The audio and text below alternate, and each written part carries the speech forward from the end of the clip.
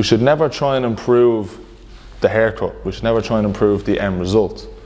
It's what goes into the haircut that needs to be improved, and naturally then the haircut improves, okay?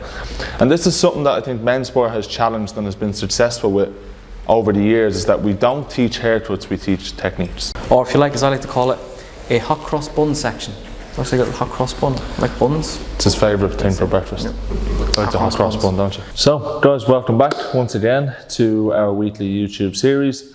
This week you'll be joining us on the 1 week program where we've got 10 students from all over Ireland and Europe actually. Yeah, there's some international students here as well.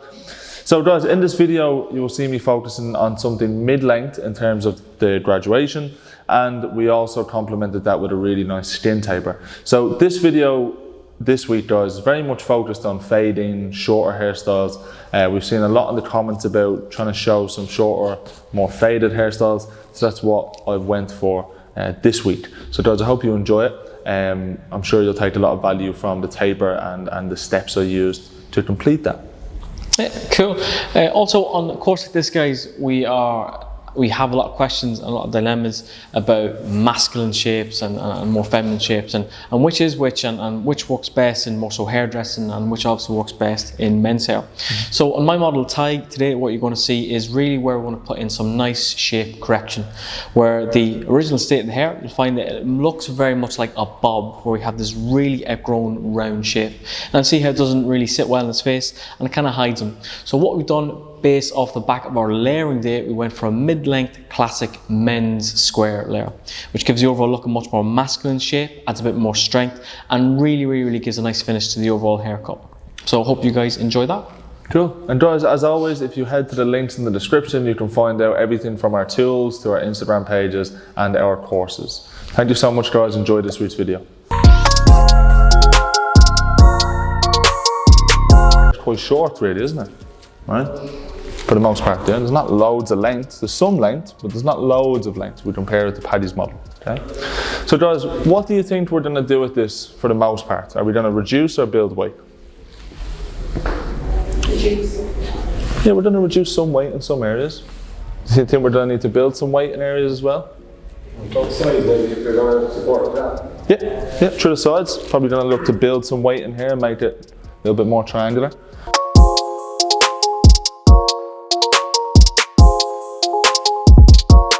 When the head is square, then that means we can reduce the weight. Where the head is round, we need to build the weight. So if I don't identify where Kevin's contour is correctly, then I could actually end up building weight on the completely wrong part of the head. Okay, and this happens a lot with this haircut, guys. Let me explain that. So if I was to come in and take my section on the side of Kev's, for the top of Kev's head here, okay, which happens a lot, okay, I see this, right, where that section is really low. Is there much curvature in there? We looked at it? Yeah? Megan? There's a little bit, isn't there? There's not much though, is there? Right? If we looked at that, it's pretty flat, isn't it? If we looked at where that section is in this panel, there's not loads of curvature in there, is there? It's pretty flat, isn't it? Right? If we looked at the head shape. So if I was to start building my weight there, then I run the risk of building the weight on something that's already square. But if I identify Kevin's contour correctly, okay, which is actually about here. Now wait and see the difference with the amount of curvature that's in that panel. It's quite drastic now, isn't it, right? Look at all that curvature. So everything that's curved on the side of the head is actually part of the panel on the side now, isn't it? Yeah? Now that one thing could make a huge difference to the haircut.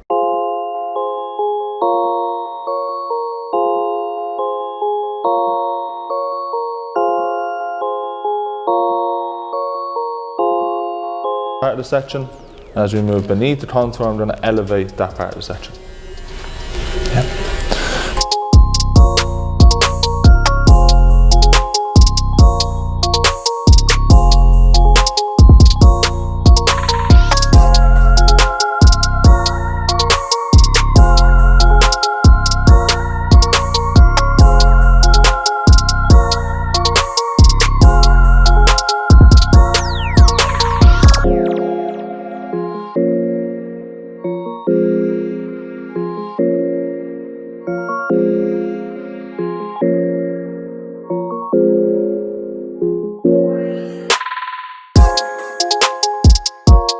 okay, which you can see there.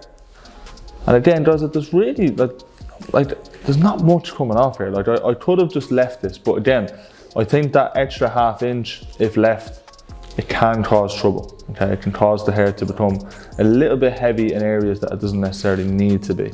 So I always just come through it and I just over direct that all the way down. Is that right to the point where the head? So that's there, we can see graduation sitting nice and flush, yeah? Again, there's not too much weight. Everything's just been built off of Kev's head shape. The weight here begins where Kev's head becomes flat. So you can see there's the last square point. Everything above that rounds, and then that's where the weight continues on from. And we have the mastoid bone on the right. So where this bone is here, okay, everyone has one. If you feel up the back of your neck, your finger runs off it in like a circle, in like a kind of the U shape. That's the perfect place to place your number 2, because if your taper goes above that, guys, you're in trouble. And the reason being is that you're tapering on something that's round. We only want to ever fade on a flat surface.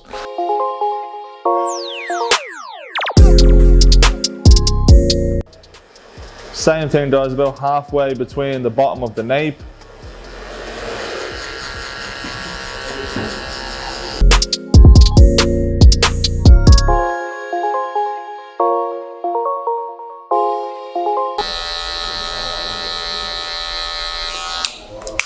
.5, and I'm coming just beneath each guard every time.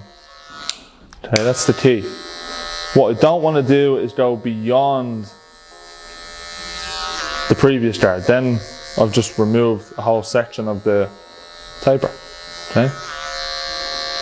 I suppose the C is they just start to flip the clipper onto its face, and all of the teeth now are facing down. Okay.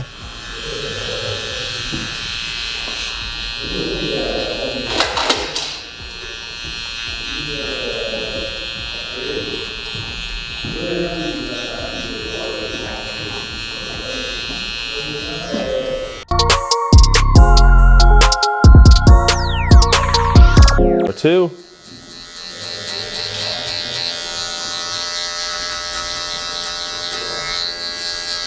Again, I don't want to go above that number 2. That's crucial. Okay, I want to come just beneath the number 2, coming down even lower. Okay, notice how my one open is not going above the transition.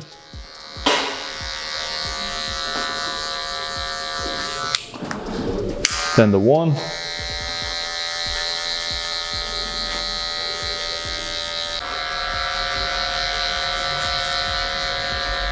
We're nearly there now, look, everything nearly finished. Okay, apart from that 0 line, then the 0. And look how low the 0 is.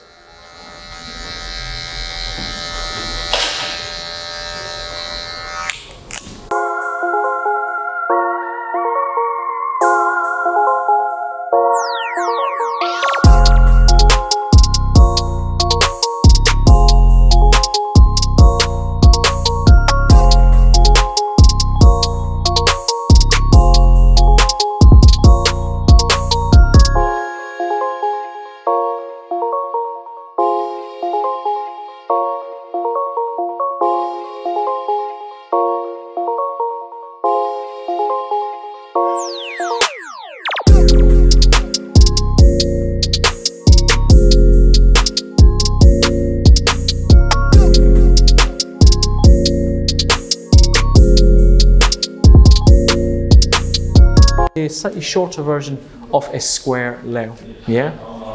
So what I want to do is section off the top very, very naturally, guys. The reason is because we can see we have that strong growth pattern there in the middle.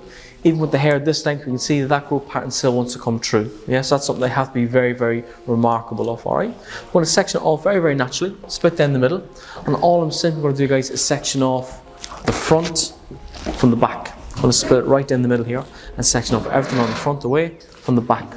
Okay, because I probably may not layer this as much as I need to layer this. Yeah, there's 2 different lengths going on here. We see that? So what I need to do is restructure this first and then decide whether I want to take anything off the top first. I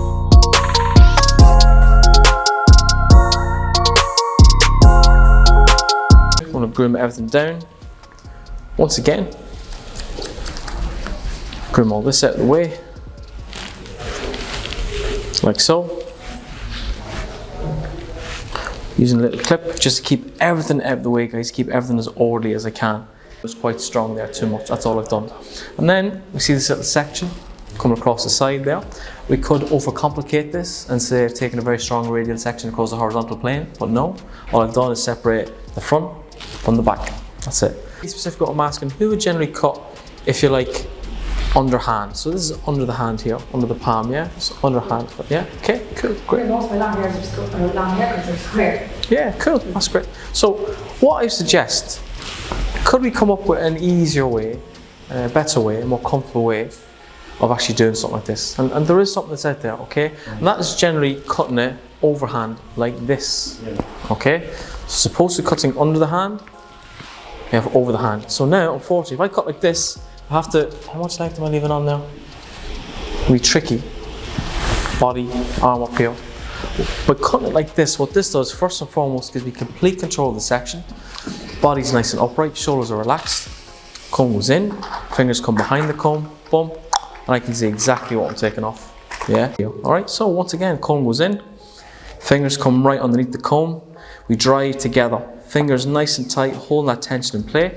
What I want to do is do that a few times till I assess my choice of length, the choice of length, which is really what it all comes down to. I'm going to do section number 1, comb comes in, fingers right behind the comb, tension is still there, comb comes out, here we are, comb goes away now, making sure my section is nice and straight, V of the scissor facing towards the ceiling, once again showing the fingers are nice and straight, we just cut the line. Okay, holding that up. Okay, next little bit, bring the section on out. The part that I just cut, drop that on top of what I have to cut. Because now what have I got in here?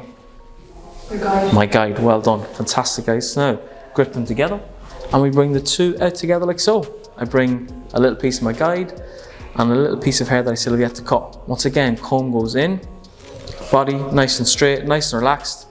Fingers behind the comb, we drive on out. Notice how I'm on the right knee, driving out with the right knee there, guys. There's my guide. There's the hair that I have to cut. A little quick reference in the mirror, make sure the section is nice and straight. And we cut the line.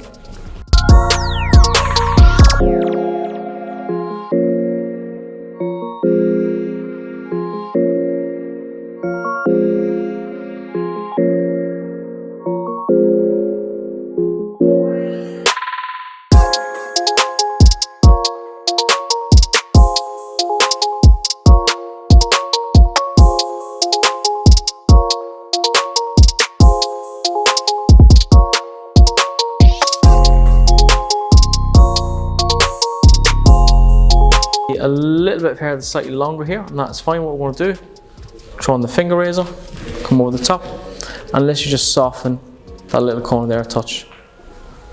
Okay, so this flows into the back that a little bit nicer, yeah, much more compact. All right, next corner here, guys, going to soften it a touch.